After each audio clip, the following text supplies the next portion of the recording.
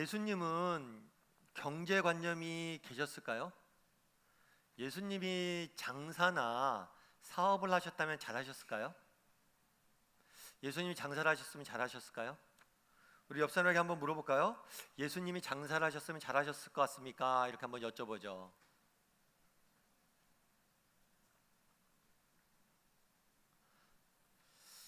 예수님은 아마 장사를 잘하셨을 것 같아요. 왜냐하면 예수님은 숨겨진 가치를 볼 줄 아셨기 때문입니다. 앞에 이제 미국 지도가 있는데요. 미국은 다 아시죠? 미국 지도를 보면서 우리가 좀 이상한 거는 한쪽이 이렇게 떨어져 있어요. 우리가 흔히 말해서 알래스카라고 하는 지역이 떨어져 있습니다. 저 땅은 원래 미국 땅이 아니에요. 러시아 땅이었습니다. 그런데 제정 러시아가 당시 경제적인 어려움에 처합니다. 저 땅을 미국에 팔아요. 당시 돈으로는 720만 불 정도에 팔렸습니다. 이 거래가 이루어진 다음에 이 거래를 주도했던 미국의 지도층들이 많은 욕을 먹었습니다. 신문 지상에서는 우리 미국에 왜 저 큰 아이스박스가 필요한가? 저 얼음 땅을 왜 이 큰 돈을 주고 샀냐? 라는 비난이 일기 시작합니다. 그런데 나중에 저곳에서 지하 자원이 발견되어져요. 그래서 저 땅의 가치가 수조 달러가 넘어갑니다. 뿐만 아니라 알래스카는 지금 미국 내에서 가장 잘 사는 주가 돼요. 알래스카라는 땅에 숨겨진 가치를 그 지도층들이 볼 수 있었던 거죠. 마찬가지입니다.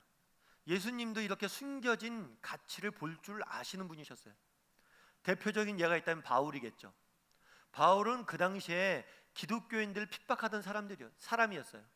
예수를 믿는다는 이유만으로 예수 믿는 사람들을 쫓아가서 죽이기까지 서슴지 않았습니다. 기독교인 입장에서는 당시 바울은 악마 같은 존재였어요. 그런데 그런 바울을 예수님께서 부르셔서 제자를 삼으십니다. 바울 안에 숨겨진 가치를 보신 거죠. 그 결과 어떻게 했습니까? 바울을 통해서 놀라운 일들이 이루어지게 되는 거예요. 예수님은 숨겨진 가치를 잘 보실 줄 알았어요. 우리도 마찬가지죠. 이 땅을 살면서 우리가 배워야 될 많은 지혜가 있지만 그 중에 한 가지는 숨겨진 가치를 볼 줄 아는 겁니다. 오늘은 천국에 대한 이야기를 합니다. 그런데 예수님께서 이 천국에 대한 비유를 들면서 거래, 물건을 사고 파는 상업적 표현을 통해서 천국을 비유하세요. 그렇다면 왜 예수님께서는 이런 상업적 표현을 통해서 거래라는 형식을 통해서 천국을 비유하셨을까요? 그리고 이걸 통해서 주고자 했던 메시지는 무엇일까요? 저는 오늘 여러분과 함께 이 부분에 대해서 몇 가지 나눠보고자 합니다. 첫 번째로 살펴보길 원하는 것은 밭에 감추인 보화에 대한 비유예요. 44절입니다. 우리 44절 말씀을 같이 한번 읽어볼까요?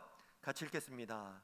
천국은 마치 밭에 감추인 보화 같으니 사람이 이를 발견한 후 숨겨두고 기뻐하며 돌아가서 자기의 소유를 다 팔아 그 밭을 사느니라. 이 비유를 들을 때마다 우리 마음속에 갖는 의문이 있어요. 의구심. 그건 뭐냐면, 아니 남의 밭에서 보화를 발견하면 그 밭 주인에게 돌려주거나 최소한 그 밭 주인에게 알려줘야지, 그걸 몰래 밭을 사서 자기 가지냐, 이거 부정직한 태도 아니냐, 이런 마음들을 가질 수가 있어요. 그런데 예수님께서 드신 이 비유는 부정직한 비유가 아닙니다. 이 비유를 이해하기 위해서 당시 상황들을 알아야 돼요. 당시에는 은행이 없었습니다. 지금은 은행이 있지만 당시에는 은행이 없었어요. 우리 옛날 어른들도 마찬가지죠. 지금은 뭐 카톡 같은 걸로 핸드폰으로 은행 역할도 하고 그러지만 저희가 부모님 세대만 해도 은행 거래를 자주 하지 않았던 것 같아요. 제 기억에도 저희가 어렸을 때 부모님들은 돈이 생기면 그것을 장롱이나 장판 밑에 숨겨두셨던 것 같아요. 당시에도 돈이나 개인이 갖고 있는 보물을 개인이 보관하지 은행에 보관하지 않습니다. 특별히 당시 팔레스타인 지역은 전쟁과 약탈이 심했어요. 그러다 보니까 집안의 보물을 숨겨두지 않습니다. 그 보물을 어디다 숨겨두냐면 자기 밭에 땅에다 묻어둬요. 그래서 랍비 같은 경우에는 이런 얘기까지 했습니다. 돈을 안전하게 보관해 둘 것은 땅뿐이다. 땅에 보관해 두는 거죠. 그런데 문제는 땅에 이렇게 보관해 두는데 전쟁이나 기타 사유로 인해서 주인이 죽거나 문제가 생기는 경우가 있어요. 그럼 밭에 숨겨진 이 보화가 그냥 아무도 모른 채 버려져 있는 겁니다. 그래서 당시 법에 의하면 이런 보화를 주스면 이 보화를 주순 사람의 소유가 되게 되어 있는 거예요. 만약 이 밭의 보화, 이것이 정말 이 땅의 주인의 보화라면 주인이 밭을 팔기 전에 보화를 빼고 팔면 돼요. 이 보화가 숨겨진 채 밭을 팔았다는 것은 이 보화가 자기 물건이 아니라는 거예요. 그럼 무조건 발견한 사람이 주인입니다. 부도덕한 예가 아니에요. 그럼 왜 예수님께서는 천국을 밭에 갇힌 보화에 비유했냐는 거예요. 야, 너희도 그 당시에 밭에 감추인 보화를 발견하는 일들은 실제로 일어난 일입니다. 너희도 살다가 밭에서 보화를 발견하면 어떡하니? 정말 그게 귀하기 때문에 모든 것을 팔아서 그 보화를 사지 않냐? 왜 모든 것을 팔아서 밭을 사느냐? 그만큼 그 보화가 귀하기 때문이지. 마찬가지란 거예요. 하나님 나라는, 정말 하나님이 우리에게 주시는 천국은, 하나님이 주시는 생명은, 하나님이 주시는 기쁨은 정말 이 세상 모든 것을 다 팔아도 시원치 않을 만큼 그만큼 귀하고 값진 것이다 라는 메시지를 주기 위해서 천국을 밭에 갖춘 보화에 비유한 겁니다. 빌립보서 3장 8절에서 아까 바울에 대해서 말씀드렸는데 바울은 이런 이야기를 해요. 우리 같이 한번 읽어볼까요? 빌립보서 3장 8절입니다. 또한 모든 것을 해로 여김은 내 주 그리스도 예수를 아는 지식이 가장 고상하기 때문이라. 내가 그를 위하여 모든 것을 잃어버리고 배설물로 여김은 그리스도를 얻고. 바울이 무엇이라고 이야기합니까? 그리스도를 아는 지식이 가장 고상하다, 가장 귀하다. 그래서 내가 그것들을 위해서 모든 것을 잃어버리고 모든 내가 가진 것을 배설물로 여긴다.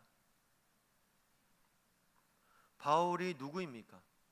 바울은 당시 로마 시민권자였어요. 로마 시민권자가 가진 특권이 어느 정도 되는지 우리는 알 수가 없어요. 아마 요즘 시대로 말하면 국회의원이 갖고 있는 특권 정도 될까요? 면책 특권도 있고 어디든지 빨리 갈 수 있는 특권들도 있고, 그 국회의원 특권도 배설물로 여기겠다는 거예요. 바울은 내가 히브리인 중에 히브리인이라고 이야기했습니다. 내가 정말 좋은 가문 출신이란 거예요. 요즘 표현대로 하면 어떻게 될까요? 미국의 케네디 가문 정도 될까요? 정관계 인사를 계속 배출하는 케네디 가문 정도 될까요? 그 가문조차도 내게 필요가 없다는 거예요. 바울이 누구입니까? 그 당시 스페인에서 인도까지 갔던 사람이에요. 그 당시 전 세계를 누볐던 사람입니다. 여름이 되면 많은 사람들이 해외로 떠납니다. 유럽을 떠나고 미국을 떠나고 온 세상을 다 봅니다. 아, 이곳이 정말 좋다 자랑도 합니다. SNS에 올리면서 자랑합니다. 바울은 그 모든 것들을 봤던 사람이에요. 그런데 그것도 아무 소용이 없다는 거예요. 자기가 가진 경험, 자기가 가진 지식, 자기가 가진 특권, 자기가 가진 모든 것을 배설물로 여기겠다는 거예요. 왜요? 그리스도를 아는 지식이, 천국이, 하나님 안에 감춰진 기쁨이, 정말 비밀이, 생명이 너무나 고귀하고 값진 것이기 때문이라고 말합니다. 그리고 바울은 실제로 많은 것을 버려두었습니다. 여러분, 생명의 가격은 얼마나 될까요? 한 사람의 생명의 가격은 얼마나 될까요? 여러분, 생명의 가격이 얼마나 되는 것 같아요? 한 사람의 생명. 제가 모든 것의 가격이라는 책을 한번 봤어요. 그래서 그런 얘기가 나오더라고요. 생명의 가치에 대해서 이야기를 하면서 9.11 테러 당시에 많은 사람들이 죽었잖아요. 그때 보상금이 지급이 됐습니다. 그런데 30대 남성 같은 경우에는 280만 불, 약 30억 가량이 보상금이 지급되었어요. 70대 남성은 60만 불, 약 7억 가량이 보상금이 지급되었어요. 생명의 가치를 부득이하게 돈으로 환산한 거죠. 30억쯤 되겠다 이 사람. 그럼 정말 우리의 생명이 30억 정도밖에 안 되나요? 영국의 환경부에서 이런 조사를 해봤어요. 건강한 삶, 한 사람이 건강히 사는 것, 한 사람이 1년 동안 건강히 살았다, 이것의 가치는 얼마나 될까? 의료비용이나 모든 것들을 했을 때 29,000파운드, 달리 이야기하면 4,500만 원 정도 된다는 거예요. 10년 내가 건강히 살았다, 그럼 4억 5천만 원을 내가 소유한 거라고. 건강한 삶, 생명, 그것의 가치가 얼만큼 될까요? 우리는 사실 죽음에 대해서 멀리 생각을 합니다. 근데 저는 가끔 병원에 신방 갈 때가 있어요. 중환자실이나 정말 생의 마지막 순간을 걷는 분들이 계십니다. 그런 분들은 잠을 자지 않는 시간은 하루 종일 고통만 당해요. 물 한 모금만 제대로 먹고 싶다라고 이야기를 합니다.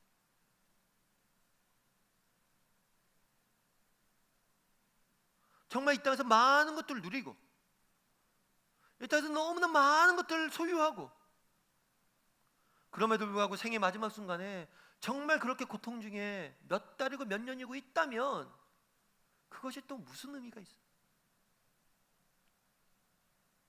생명, 생떼찌 베릴 말처럼 살아있다는 것은, 생명의 가치는 환산할 수가 없을지 몰라요.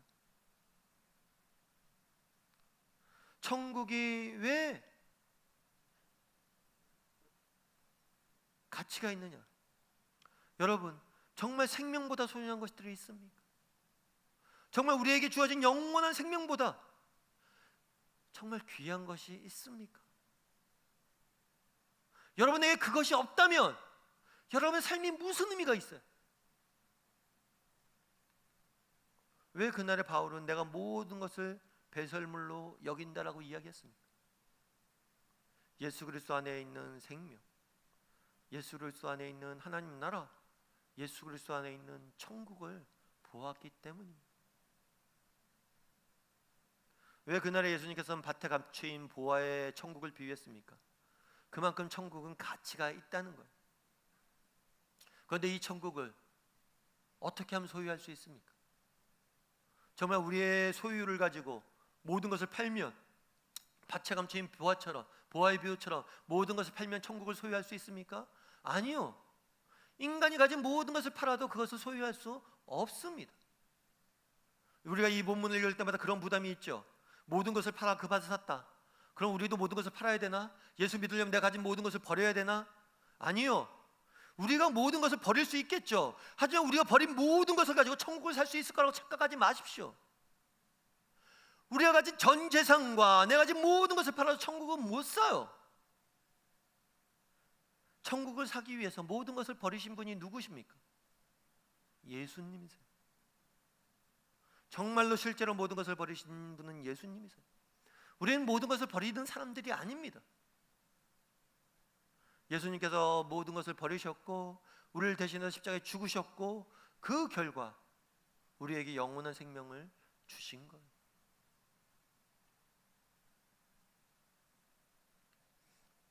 여러분, 제가 히말라야 사진 하나 갖고 왔는데 저희가 히말라야 사진이라고 이야기를 합니다. 히말라야에 등산객들이 있죠. 등반객들이 있는데 등반객들이 등산하는, 히말라야를 등산하는 등산인들이 가장 등산하면서 힘든 것 중에 하나가 뭐냐면 그 등산로에는 늘 저렇게 오른쪽에 사진 있는 것처럼 시체가 널려져 있어요. 보통 등산객 중 히말라야를 등반하는 10명 중에서 2명꼴로는 죽음을 맞이한다고 합니다.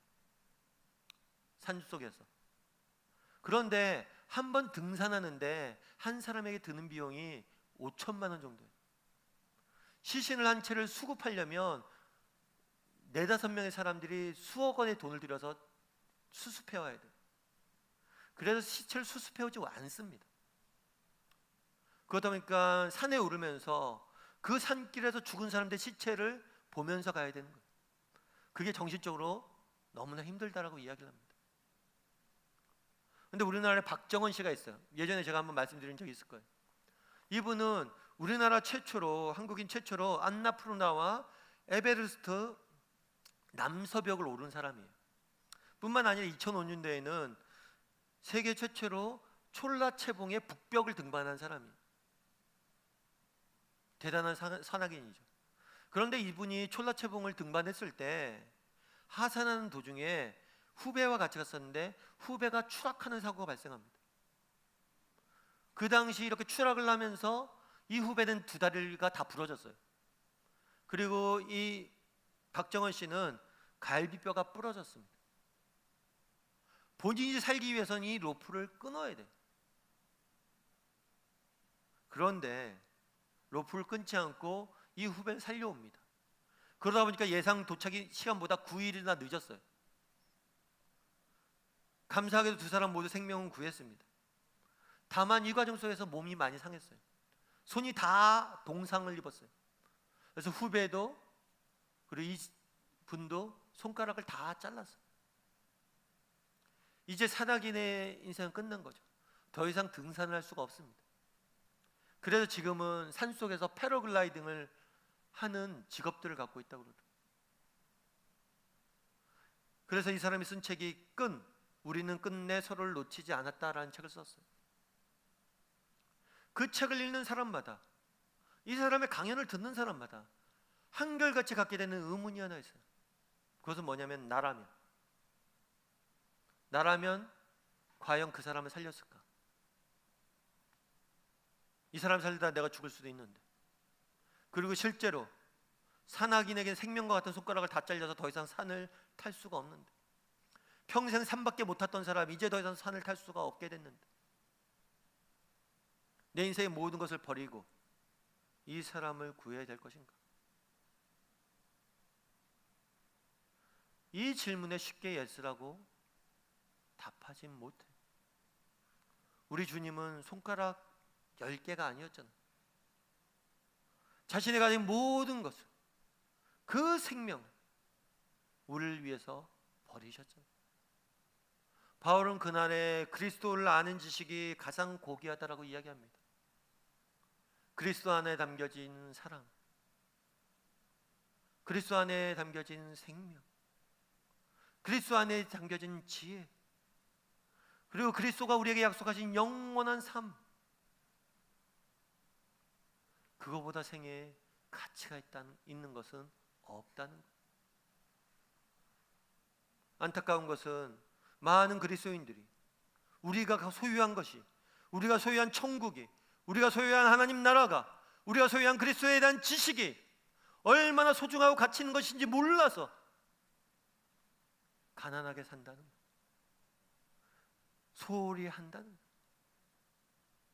왜 그날에 예수 그리스도께서 천국을 밭에 주인 보화에 비유했습니까? 너희가 소유한, 너희가 가진 것은 이렇게 귀한 것이란 것, 그것을 알라는 것. 바라기는 정말 우리 다음의 식구들이, 우리가 소유한 믿음이, 우리가 소유한 천국이, 우리가 소유한 하나님의 나라가, 우리가 소유한 그리스도를 아는 지식이 얼마나 소중하고 가치 있는 것인지 깨달아 알았으면 좋겠어요. 그리고 그 소유의 기쁨을 가지고 오늘 하루를 살 줄 아는 저와 여러분이 되기를 주님의 이름으로 소원합니다. 두 번째로 오늘 본문에서 살펴보기 원하는 것은 값진 진주에 대한 비유예요. 45절과 46절을 같이 한번 읽어보았으면 좋겠습니다. 같이 읽겠습니다. 또 천국은 마치 좋은 진주를 구하는 장사와 같으니 극히 값진 진주 하나를 발견하며 가서 자기 소유에 다 팔아 그 진주를 사느니라. 천국을 장사라고 표현되는데 이 장사라는 단어는 상인이라는 뜻이에요. 그것도 아주 큰 상인. 이 단어에서 굉장히 큰 상인이라는 단어가 나왔어. 도매 상인 정도 되는 거죠. 굉장히 큰 상인. 천국은 상인과 같다라고 이야기를 해요. 왜 하필이면 그 천국을 상인에게, 요즘 상인은 어떨지 모르겠지만 당시 상인은 그렇게 좋은 이미지는 아니었습니다. 상인에게 비유했을까요? 특별히 진주를 구하는 상인이라고 표현되어 있어요. 지금은 다이아몬드가 가장 좋은 보석이라고 알려져 있지만 당시에는 가장 진주가 값어치 있는 보석이었어요. 그래서 이 진주를 아주 잘 보관된 진주는 굉장히 고가에 팔렸습니다.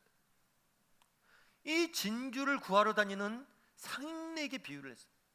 그렇다면 왜 이 진주를 구하러 다니는 상인에게 비유를 했을까요? 사실 앞에 감추인 보화, 앞에는 밭에 감추인 보화입니다. 이 밭에 감추인 보화를 누가 발견했어요? 발견해서 어떻게 발견했습니까? 우연히 발견했습니다. 그런데 오늘 장사는, 상인은 어떻게 발견했어요? 열심히 찾다가 발견했죠.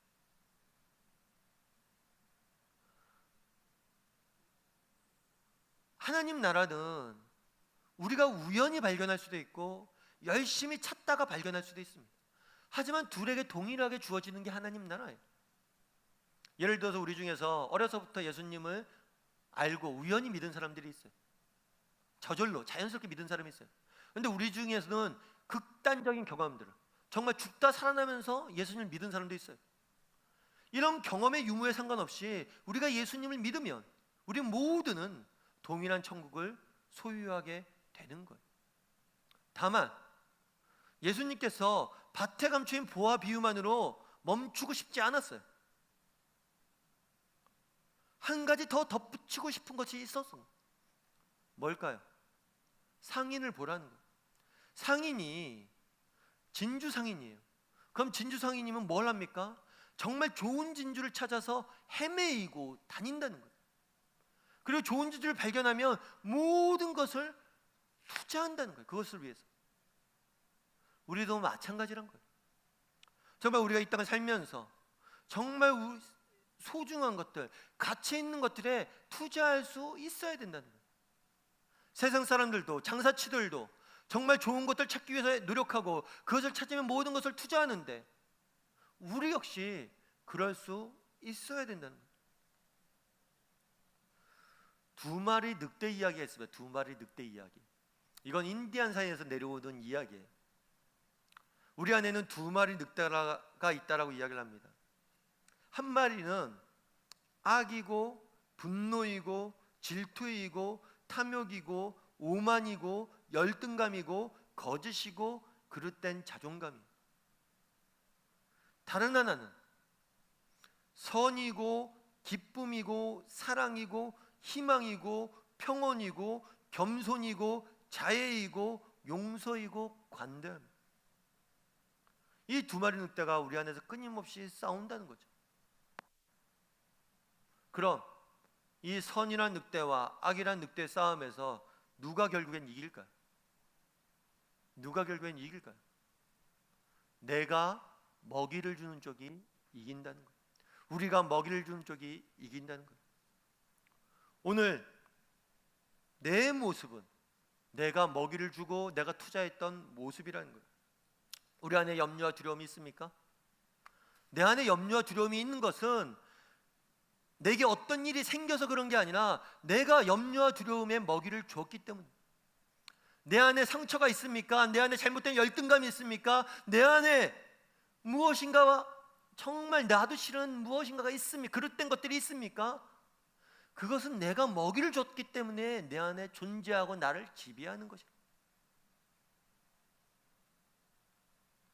통찰력이 있는 말입니다. 갈라디아서 4장 7절 8절은 무엇이라고 이야기합니까? 우리 4장 7절 8절 한번 같이 읽어볼까요? 같이 읽겠습니다. 시작. 스스로 속이지 말라. 하나님은 업신여김을 받지 아니하시나니 사람이 무엇이든 심든지 그대로 거두리라. 자기의 육체를 위하여 심는 자는 육체로부터 썩을 것을 거두고 성령을 위하여 심는 자는 성령으로부터 영생을 거두니라. 심은 대로 거둔다는 거예요. 정말 우리가 정말 하나님 나라를 소유합니까? 정말 우리가 하나님 나라를 압니까? 정말 그것이 귀한 것이 깨달았습니까? 그렇다면 그것들을 위해서 투자해야 된다는 거예요. 심어야 된다는 거예요. 정말 하루 24시간을 살면서 정말 단 5분이라도 단 3분이라도 그리스도를 아는데, 그리스도를 배우는데, 그리스도를 닮아가는데 내가 투자하지 못한다면 우리는 그리스도 안에 담겨져 있는 그 기쁨과 그 소유의 정말 소유가 주는 그 충만함과 평안함들을 우리는 맛볼 수 없어요. 세상 사람들도 상인들도 좋은 진주를 위해서 그렇게 투자하고 애쓰는데 너희는 어떠냐는 거예요. 투자할 수 있어야 된다는 거예요. 어니스트 세클턴이라는 사람이 있습니다. 이 사람은 남극 항해하는 탐험가였어요. 이 사람 남극에 대해서 굉장히 많은 탐험을 했는데 운은 좀 안 좋았어요. 이 사람이 남극 탐험을 시도를 꽤 했는데 남극점을 제일 먼저 도달한 사람은 우리가 아는 것처럼 아문젠이에요. 그러다 보니까 이 사람이 남극점은 늦게 발견했으니까 남극 횡단 계획을 대신 세웁니다. 그래서 남극을 횡단하려는 계획을 세워요. 그런데 이 계획도 실패합니다. 실패했지만 그래도 전원이 정말 오랜 고통 속에서도 이겨내고 귀환을 해요.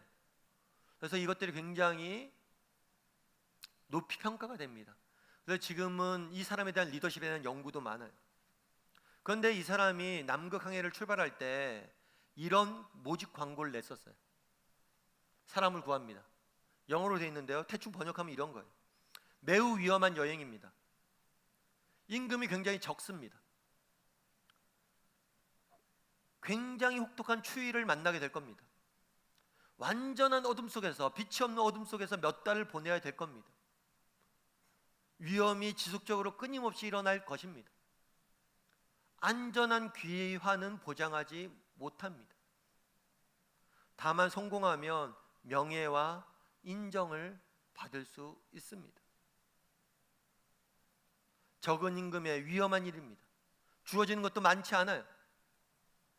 이런 광고가, 모집 광고가 났다면, 여러분들 우리나라에 났다면 몇 명이나 지원할까요? 요즘 젊은이들이 몇 명이나 지원할까요? 그런데 이 모집 광고에 여자를 포함해서 5,000명이 지원을 했어요. 그 중에 30명을 선발해서 떠나게 됩니다.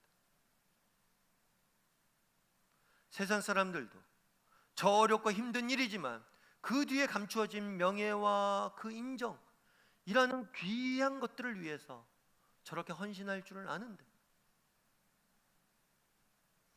예수님은 그날에 왜 이 비유를 가르쳤습니까? 우리를 초청하는 거예요. 정말 진주를 구하는 장사처럼 정말 하나님 나라를 위해서, 하나님 것들을 위해서 우리가 투자할 수 있어야 된다는 거예요.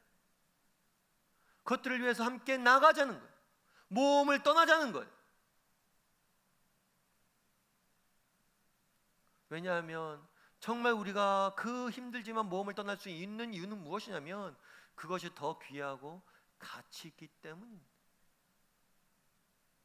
바라기는 정말 우리의 생에 있어 소중한 것들이 무엇인지 알고 정말 그것들에 투자할 줄 아는 사람들이 되었으면 좋겠습니다. 정말 하나님을 아는 지식과 하나님 나라를 위해서 정말 투자할 줄 아는 우리 저와 여러분이 되기를, 우리 다음의 식구들이 되기를 주님의 이름으로 소원합니다. 마지막으로는 그물의 부위예요.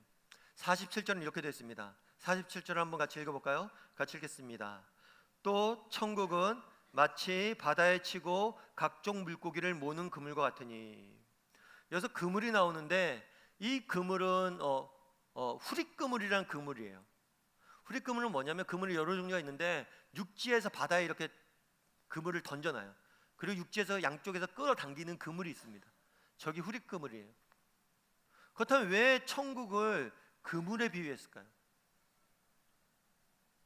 우리가 물고기를 잡는 방법이 여러 가지가 있는데 낚시를 통해서 잡을 때는 낚시로 잡으면 특정 크기와 특정 종류의 물고기들이 잡힙니다.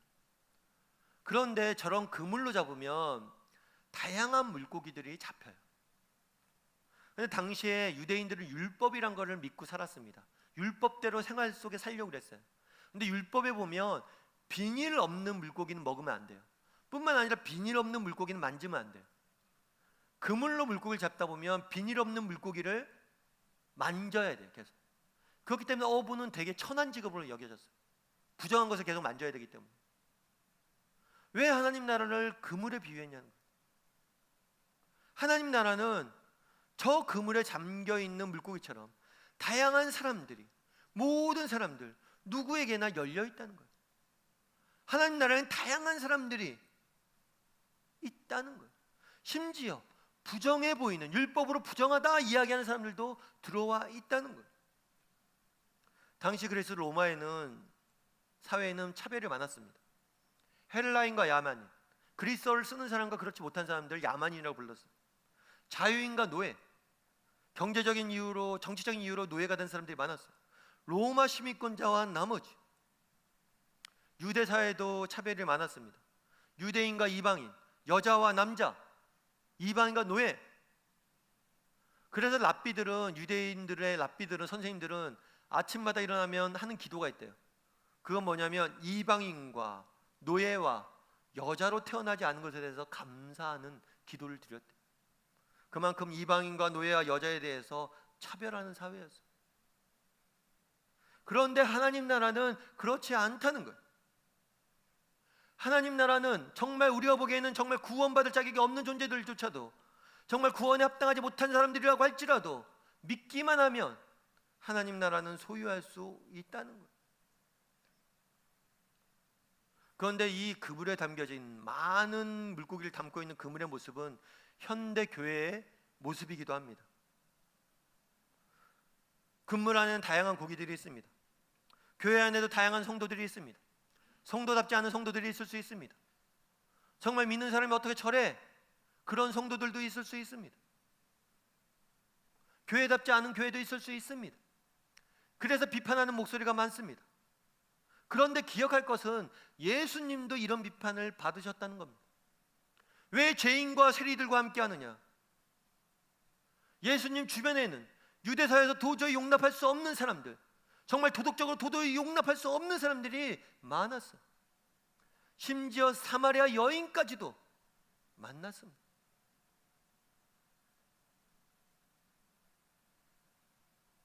이에 대한 예수님의 답변은 무엇이었습니까? 건강한 자에게는 의원이 쓸데없고 병든 자에게라 쓸데있다고 하셨습니다. 병원은 환자가 많은 게 문제입니까? 병원에는 환자가 많아야죠. 교회에는 죄인들이 모이는 곳입니다. 교회에는 부족한 사람들이 많은 게 정상입니다. 병원에 환자가 많다고 비정상입니까? 병원에 다양한 환자들이, 이런 환자 저런 환자들이 많아야죠. 문제는 무엇입니까? 병원에서 이 병이 낫지 못하면 문제라는 거예요. 하지만 하나님 나라는 그렇지 않아요. 하나님 나라, 하나님의 교회, 정말 현실 교회 모습이 정말 많은 고기들이 있는 그물과 같을지 모릅니다. 중요한 건 현실의 모습이 아니에요. 우리의 방향이에요. 우리가 정말 나아지고 있다면, 정말 우리가 회복되어지고 있다면, 우리의 믿음이 자라고 있다면 그러면 되는 거예요. 천국은 마치 그물과 같다라고 이야기를 합니다. 왜 이런 얘기를 했을까요? 다양한 사람들이 모여져 있는 것이, 누구에게나 열려 있는 것이 천국이란 거예요. 하나님 나라라는 거예요. 그런데 또 한 가지 기억할 것이 있어요. 그건 뭐냐면 48절입니다. 48절 한번 같이 읽어볼까요? 같이 읽겠습니다. 그물에 가득함에 물가로 끌어내고 앉아서 좋은 것을 그릇에 담고 못된 것은 내버리느니라. 어부가 하는 일이 있습니다. 나중에 그물에 다 담지만 나중에 다 구별해 낸다는 거예요. 우리에게도 이런 어부와 같은 하나님이 계시다는 거예요. 나중에 다 구별해 내실 것입니다. 오늘 우리가 살펴본 세 가지 비유는 조금 다르게 볼 수가 있어요. 천국이 밭에 감추인 보화와 같고, 천국이 진줄 구하는 상인과 같고, 천국이 그물과 같은데, 반대로 이야기하면 보화와 진주와 물고기, 좋은 물고기의 입장에서 생각해 보자는 거예요. 내가 보화입니다. 그런데 감추어져 있습니다. 그럼 언젠가 반드시 누군가 우연이라도 발견하고 나를 쓰게 될 겁니다. 내가 좋은 진주입니다. 버려져 있습니다. 아무도 모릅니다. 그런데 언젠가 열심히 진주를 찾던 상인이 와서 날 발견하고 쓸 것입니다. 내가 좋은 물고기입니다. 현실은 엉망진창입니다. 내가 속한 공동체는, 내가 살고 있는 삶의 현장은 엉망진창입니다. 정말 말도 안 되는 사회의 공동체에 사는 것 같습니다. 그럼에도 불구하고 내가 그 안에서 좋은 물고기로 있다면 하나님이 반드시 구별해 낼 거라는 것. 중요한 것은 무엇입니까? 내가 어떤 사람이냐는 거예요. 내가 하나님 앞에서 어떤 존재냐는 거예요. 내가 정말 하나님 앞에서 진주가 되어지려고 노력하고, 내가 보아와 같은 사람이 되려고 노력하고, 내가 좋은 물고기가 되려고 노력한다면, 지금 당장은 감추어져 있는 것 같고, 지금 당장은 버려져 있는 것 같고, 지금 당장은 내 삶이 엉망진창인 것 같지만, 결국에 하나님께서 우리를 들어서 일하시고 쓸 것이라. 중요한 건 내가 어떤 사람이냐. 2002년도에 우리나라에 월드컵이 있었습니다.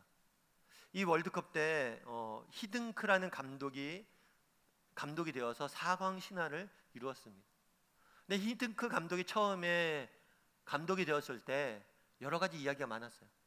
이분이 외국인이다 보니까 우리가 평소에 주목하지 못한 선수들을 많이 뽑았어요. 몰라서 저런다고 이야기를 했습니다. 게다가 당시 우리나라 사람들은 유럽 사람들과 남미 사람들에 비해서 축구 기술이 부족하다고 이야기를 했어요. 그런데 히든크는 아니다, 너희가 기술이 부족한 게 아니라 체력이 부족하다 해서 맨날 체력 훈련만 시켰어요. 그런데 월드컵을 앞두고 평가전을 하는데 계속 집니다. 이렇게 계속 지는데 저렇게 체력 훈련만 해도 됩니까? 난 체력 훈련만 할 거다. 그런데 실제로 월드컵 본선이 이루어지자 히든크의 말이 맞았죠. 그가 선발한 선수들이 골을 넣고 그가 택한 전술들로 인해서 우리가 승리하게 되는 것.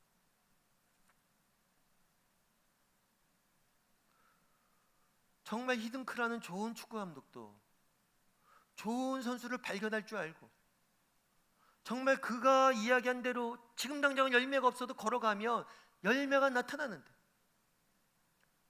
우리 하나님, 정말 우리가 정말 지금 내 삶이 어떤 모습이든 상관없이 내가 정직히 내가 서 있는 이 자리에서 진주와 같은 삶을 살고자, 보화와 같은 삶을 살고자 노력한다면 주께서 언젠가 우리를 쓰실 것입니다. 아니, 지금도 값진 진주를 찾아 헤매는 장사처럼, 상인처럼 우리를 지금 열심히 찾고 계시다는 거예요. 하나님의 마음에 합한 사람을 열심히 찾고 계시다는 거예요. 낙심치 말라는 거예요. 정말 우리가 삶에 있는 삶의 현장 속에서 여러분 낙심치 말고 정말 정직한 마음으로 한 걸음 한 걸음 걸어가다 보면 하나님께서 반드시 우리를 쓰실 것이고, 우리에게 은혜 베푸실 것이고, 우리에게 필요한 능력을 맛보게, 역사를 맛보게 하실 것입니다. 그런 믿음을 가지고 하루하루 살아갈 줄 아는 우리 다음의 식구들이 되기를 주님의 이름으로 소원합니다.